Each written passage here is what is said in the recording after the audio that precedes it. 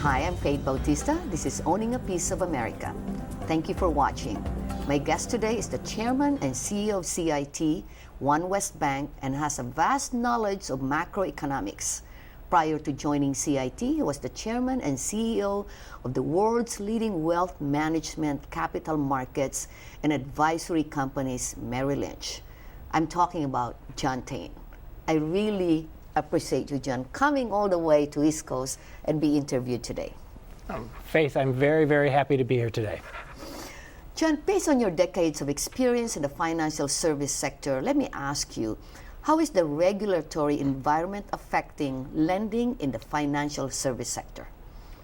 So, Faith, it's not unusual post a financial crisis to see regulatory burden increase dramatically, and that's true today. So we do see very high regulatory costs, and in particular for those financial institutions that are deemed systemically important, we have to comply with a whole series of rules and regulations and data, all of which takes away from the resources available to lend to small businesses and individuals.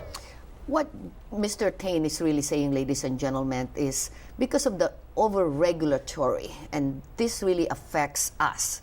This affects the business owners, this affects the homeowners in trying to get mortgage, in trying to get loans. So I think between the National Asian American Coalition, the National Diversity Coalition, and with the help of someone like you, hopefully we can change the regulatory environment. Yes, and I think that the first goal should be the designation for SIFI, or Systemically Important Financial Institution, should be raised to at least $100 billion. And for the community banks, it should be raised from $10 billion to 20 or 25 billion? Something like that. Right. So, one more personal note. Were there any individuals in the finance services industry that you have learned from and really admired? Well, Faith, yes. So I spent 25 years at Goldman Sachs. And the leaders at Goldman Sachs, when I joined, were John Whitehead and John Weinberg. And those two individuals had tremendous character. They believed in doing what was in the best long-term interest of their clients. And they really helped me shape my judgment and what I believed in, which was always trying to do the right thing.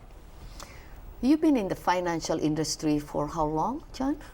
Well, since 1979. So I hate to admit how long.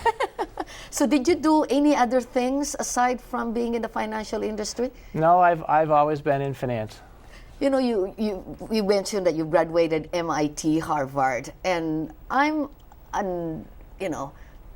people that have not gone to Ivy League, only going to community colleges.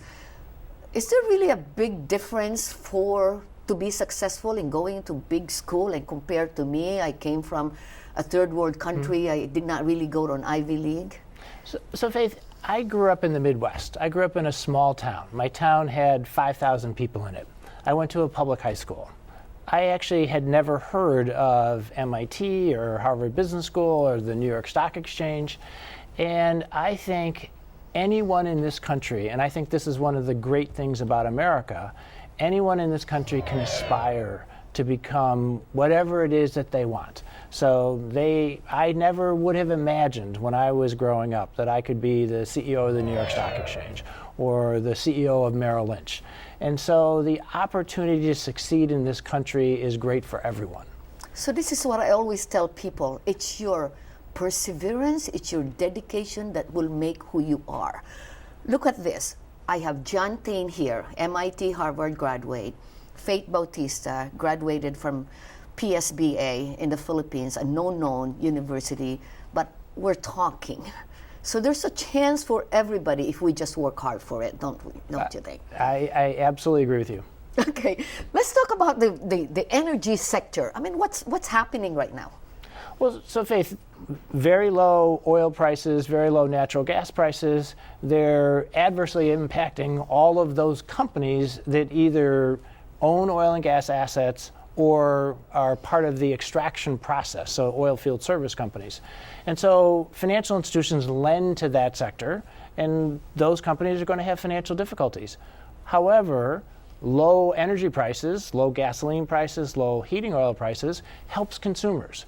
So overall, I think the net effect to the U.S. economy will be positive, but right now we're seeing more than negative. And I'm glad also the United States is allowing fracking now so we can produce more oil. Let's talk about U.S. corporate tax rate. I mean, this is one thing about America is everybody pays tax. Is the U.S. corporate tax rate really that high? Well, so right now the U.S. corporate tax rate is one of the highest in the world. That makes no sense. So when I talk to middle market companies, so one of the things CIT does is we lend to middle market companies. I ask them, what are their main concerns? It's corporate tax rate, it's healthcare costs, and it's regulatory burden. So the first thing we should be doing is finding a way to lower the corporate tax rate. I really believe that. Corporate tax, healthcare is very expensive. I mean, we still got a lot of work to do in this country. Even though I love United States, I will never live anywhere. It's still the best and progressive country. The people are great here. We're so diverse. But I think individuals still has to do their part. Don't ever rely on the government. Don't rely on anybody. Rely on God. Rely on yourself. And have a mentor like John, talk to everyone. So thank you again, John. I really appreciate you owning a piece of America. Thank you, ladies and gentlemen. My name is Faith Bautista. From fashion to planes, from retail to real estate, from energy to rail, from healthcare to technology, CIT serves clients across a wide variety of industries. We help fuel businesses with commercial lending, leasing, and treasury management services. They in turn add value, add jobs, make a difference. CIT. Put knowledge to work.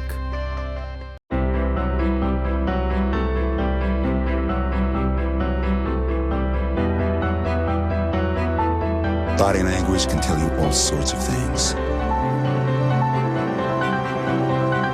Like someone is having a stroke. Know the sudden signs. Learn fast. Face drooping, arm weakness, speech difficulty. Time to call 911 and get them to a hospital immediately.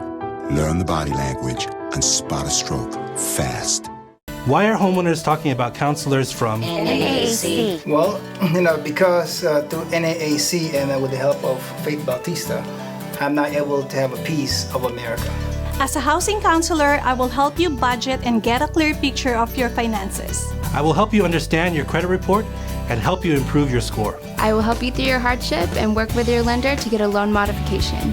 For free housing counseling, call 1-800-920-6248. Welcome back to Owning a Piece of America. I'm talking to John Thain, previously the co-president of Goldman Sachs, also was the president of the New York Stock Exchange, and currently the chairman and CEO of CIT and One West Bank.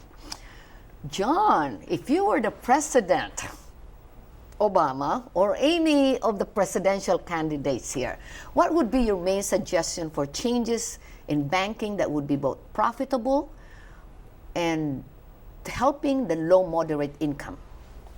So Faith, I think the most important thing from that perspective is to reduce the regulatory burden on the financial institutions so that they can in fact make more loans to smaller companies, so they can make more mortgages and loans available to individuals. Yeah, so we have to tell Donald Trump, Hillary Clinton, regulatory burden is what I'm hearing all the time. So I'm going to advise the same thing to the president. Give us your view on the rise of fintech, companies that now compete more and more with traditional lenders like banks. So the fintechs have been growing rapidly. They've been successful so far.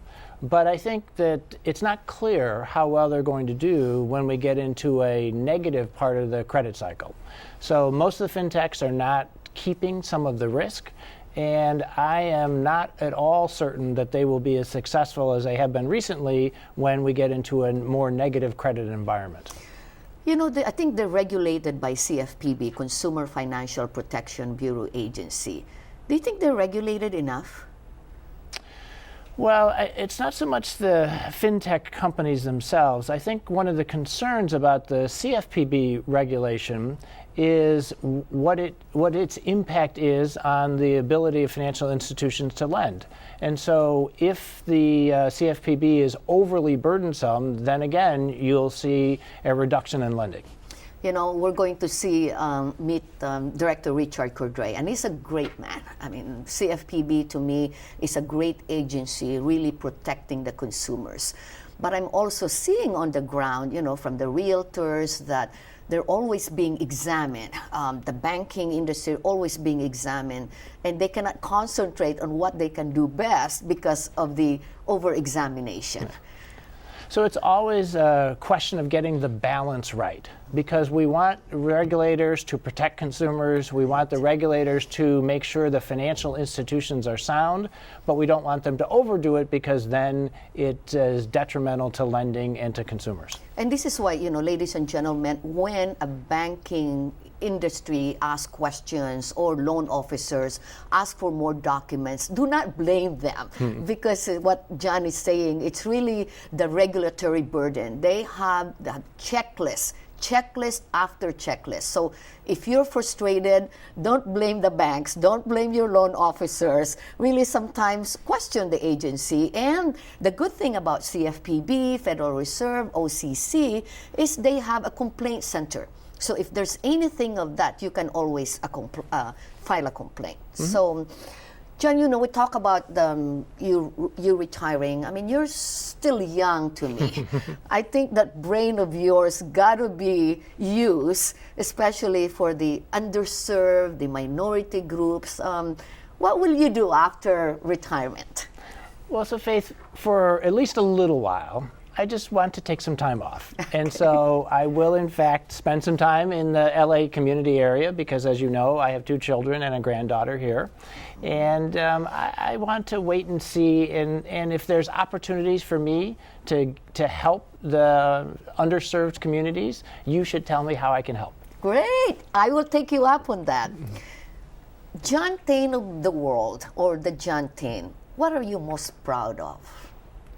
So, Faith, I've had a long career in financial services, but what I'm really the most proud of is I have 4 children who are successful, who are independent, they're on their own, they're working, they have jobs, they have lives, and nothing can make me prouder than the ability to have raised 4 children who are being successful. You know, I always hear that, John, that no matter how successful your career is, you cannot go back to how you served well your family, right? So that's really true. I mean, you're a very, very influential, successful man.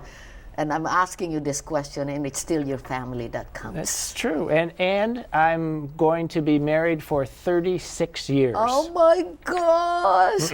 What is the secret for that? I mean, that alone is hard to keep. Yes, that's true. It's hard to know what exactly the secret is, but it is part of the success of the family as well. Wow, so she must be very, very supportive.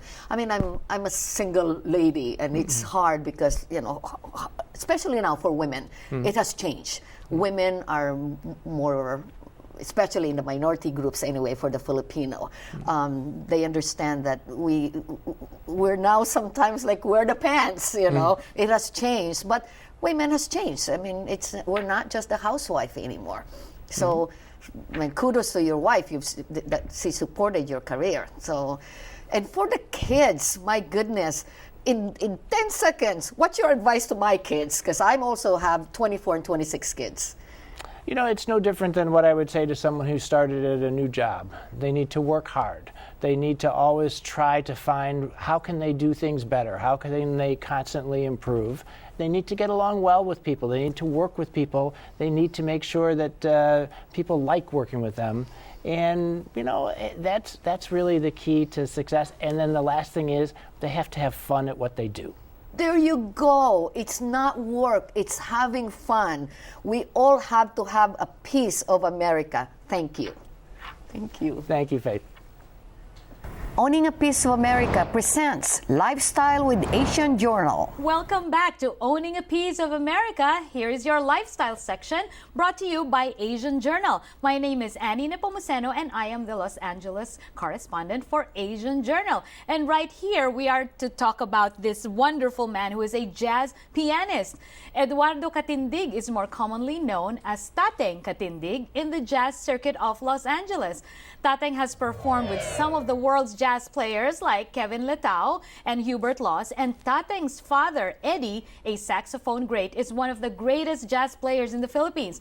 Thus, the Katindig family is a renowned name in music. Let's learn more about Tateng. Hello, welcome to the show. Hi, Annie. Hi, I know I've known you for a long time, but really, I'm really so interested in your family being this musical family. In my family, I was the only one who was musical. Really? But with you guys, it's like everyone is. So how was your household when you were like growing up? I should say it's noisy. It but very musical, of what course. instruments did you, I know your brother was a drummer. My eldest brother, Henry, he's a pianist too. My youngest brother, boy, Eugene, is a drummer. You used to work with him. Yeah, that's right. Yeah. So, are there any girls in your family? They like to sing, but they didn't pursue it. Yeah. Oh, that's too bad. But however, I think you guys are, more than making it up in your family by being these illustrious musicians. So, what brought you to the United States? This was way back in 2000 when my dad, Eddie Catindig Sr., did like a jazz tour here. We started in Houston. So you were playing with him during that tour? I was playing with him, and I decided to stay then. Yeah. Oh, I see. There was Pursue my this appeal career. here. I guess so. Yeah, because jazz music, some people call it the folk music of America because right. indeed its roots is here in America. So, but you were already a musician in the Philippines. So, what are the differences between being a musician in Manila and being a musician here in Los Angeles? Well, the best thing is I get to play with the local musicians, jazz greats. Like Earl Palmer, like Lou Rawls and Kevin Letao in their hometown. Yes, that's true. Because in the Philippines, you have local musicians. Local musicians. Yeah, it must have been a thrill for you because I guess you had learned this music through listening to these artists. And of course, through my dad, I learned a lot from my dad. Yeah, and then you would be playing alongside of them. Yeah. Yeah, isn't that thrilling? Oh man, yeah. Can you think of some of the most thrilling performances that you've had? Like, did you meet your idol, your mentor? Tell us what it was like. I should say when I played at Charlie O's, this jazz club, I get to play with all these amazing jazz cats like Hubert Laws, Earl Palmer. And and they're just around, Teddy right? Edwards. they frequent the place and we will hang out and play whenever, Yeah, and Charlie O's is it's a jazz club in the valley. It was a jazz club in the valley, and it's very instrumental in your in your career. That's where I actually started. Yeah. It must have been cool playing. They would be playing more traditional jazz. Were these older gentlemen? Yeah, this is the traditional jazz. Let's say the bebop, oh my goodness! But that's even more challenging than the jazz fusion. Well, I shouldn't say that, right? It's different. It's different. Yeah, but you frequent a lot of jazz festivals. You are invited to jazz festivals. Tell us what are your experiences? What makes a jazz festival, really appealing? Oh my God, the experience it's just amazing. You get to see and meet all your idols, and I get to play with them. Yeah. Sometimes, like to name a few, Warren Hill, Steve Oliver. We did the Catalina Jazz Festival. We did the Korean Jazz Festival. And, how interesting. And some local jazz festivals as well. Yes, because, like when you do the jazz festivals, it's different from like Charlie O's wherein, people get to appreciate casual, jazz in a small, intimate and location. And then you have these big festivals where everyone is milling around and there's lots of kinds of jazz. Yes. So right now, I would like to ask you, you do a lot of private performances. How would those like parties, invitational only, they will pay for the jazz musicians. Anything unique about those? all I can say is it varies. You know, it depends on who's hiring you. Oh, you can know you what think I of mean? something? Yeah, like I have these experiences. They will hire you to play ballroom music. So I guess to be able to survive, Do you justify the ballroom music? I just try to enjoy it, and yeah. ballroom is still a ballroom, you know, like cha-cha, like those. Do you get to see like big celebrities, you know, because this is private? Yeah, yeah. It depends on who's hiring you. If it's in Hollywood, then I get to see, you know. Yeah, I big see you around celebrities. Hollywood. You play Yeah. a lot at Catalina. Nowadays. Nowadays. Yeah, and You know. I played at the Vibrato. Yeah, I get. There's another club, Blue Whale. Blue Whale. I yes. played there with our local artist Mon David. Oh yes, that's right. yeah. And you know that is really a famous place for Right now, jazz. yeah. Yes, especially now. So you know we encourage our friends who are watching to go see it. And you know we would like to see more about Tateng in just a while.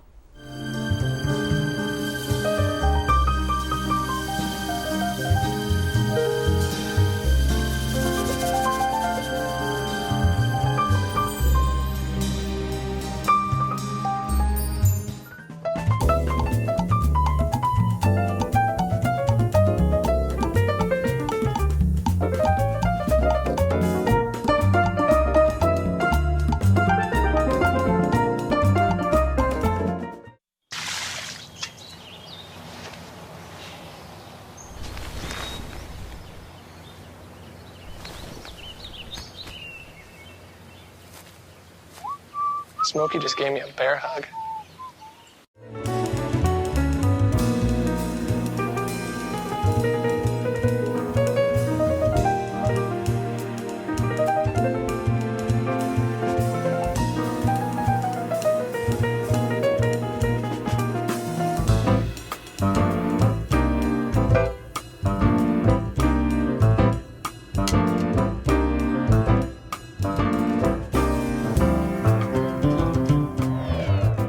Welcome back to Owning a Piece of America's Lifestyle section, and we are here chatting with Tateng Catindig, the famous jazz pianist. But nowadays, they always say that you're nothing without a recording. That's true. But for artists, it's like really hard to come up with one. So what inspired you to make your recording half and half? Like, why is it half and half? It all started when this guy, his name is Rick Eichard, approached me, and he really wanted me to record in his studio. And what he did, he talked to my wife as well. So my wife, as you know, she's my boss. So she convinced me to do the recording. And in a way, I'm inspired that time. And we have my daughter, and we're moving to a new house. So it's quite chaotic, but it was really fun. And get to play with all the musicians I would love to be with in my album. Yeah, so it's like you're playing live, because that's how you would do a jazz recording. So who played? I have David Anderson on drums, Jeff Littleton on bass, and also Edmond Pascual and Jerry Cruz on bass. I have Nair De Leon, my compare, George Rossi on percussion, Mike Gonzaga on guitar. Oh my goodness, you have all the circuits the people in the circuit of music playing with you. It must have been so much fun. But my God, it's also awesome, yeah. Yeah, but let's see. How is a typical day for you then, as a jazz pianist? Oh, as a jazz pianist? I wake up with a good cup of coffee. What time? And this is like, I always wake up late. Because I sleep late, because I practice late. Oh, yeah, because some people think if you're good, you don't practice anymore. I practice during the dawn. Oh, I see. Yes, because that's the quiet. Everybody's quiet. Yeah, and when like everyone's headset. asleep and you're the only one tinkering away at the piano. So what would you advise people, like musicians also in your same line of work, about handling this daily schedule? Do you have any tips or tricks how you get around? It's quite tough and challenging, but always, put everything in the right time and right place, like family, of course, family first, work, and don't forget to practice always. Yes, but sometimes you also need to bring your own instruments, so just planning your travel. That's the hard part, because I'm a laid-back guy, so I have to manage my time really early, because I have to be in the studio. So I have to prepare everything, to get all my stuff. Unless I'm playing in a jazz club, they provide the piano. So that's good for me. That's a big difference. Yeah. Because some people don't realize that, you know, as a working musician, sometimes you have to bring your own stuff. That's true. It doesn't always happen that they provide it. Yeah. Remember in the Philippines, they always provide the backline. Yeah. So here it depends. If you play on jazz fest, big events, they provide the backline. But doing club gigs, usually we bring our stuff. The backline is being all the instruments and the equipment that's needed on stage to do that. Well, that's so great, you know. But you know, I'm interested to know, like, what else do you do? Do you have any hobbies that you're able to do with your busy schedule? I teach. Oh, you do? I do you still church. Have time to I do teach? studio. Yeah, I manage my time, you know, to be able to survive as a full-time musician. You must do everything, you know. But it's still related to music. Yeah, it's all about music. Is it not? Where do you teach? I teach privately. I teach at home. Are they like actually, young or old? No, I teach old musicians, professionals per se. Yeah. Oh, isn't that impressive? Yeah, they come to me and just ask questions and how does this thing work? How, you know, about music. Yes, you know? it's probably because of the nature of jazz music that everyone wants to learn something, because the basis is improvisation. That's right. Let me digress a little bit. When did you know that you could do the improvisation? How old were you? Oh, I guess it was when I was in UP. Oh, really? With the That's the University of the Philippines. Then you would have been with Fred Robles. I was like 15, 16 years old. old. You were a teenager when you found out about it. It's probably because you were around musicians all the time. It probably seemed commonplace to be able to do music, you know, and then when it's your turn to do it, it's like, oh, that's it. That's it. Yeah, How exciting for you. So, I was probably, there was always like a Katindig jazz band, right? Well, I got lucky. First of all, my dad is a musician. Yes, you know, he guided me well. And yes, we're excited to see more about that. So when we come back. From fashion to planes, from retail to real estate, from energy to rail, from healthcare to technology, CIT serves clients across a wide variety of industries. We help fuel businesses with commercial lending, leasing, and treasury management services. They in turn add value, add jobs, make a difference. CIT. Put knowledge to work. Maybe he's really focused. Maybe he likes spinning the wheels. Maybe he just loves trucks. Preoccupation with objects is one early sign of autism. Learn the others today. Why are homeowners talking about counselors from NAAC? Well, you know, because through NAAC and with the help of Bautista, I'm now able to have a piece of America. As a housing counselor, I will help you budget and get a clear picture of your finances. I will help you understand your credit report and help you improve your score. I will help you through your hardship and work with your lender to get a loan modification. For free housing counseling, call 1-800-920-6248.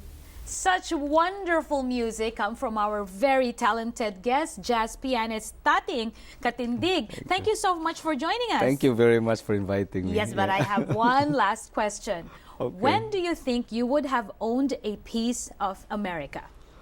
Oh, this is when I started to play with local musicians. To Los Angeles, and I should say at least I have contributed something from our kababayans in America and in the Philippines, a little of our own music.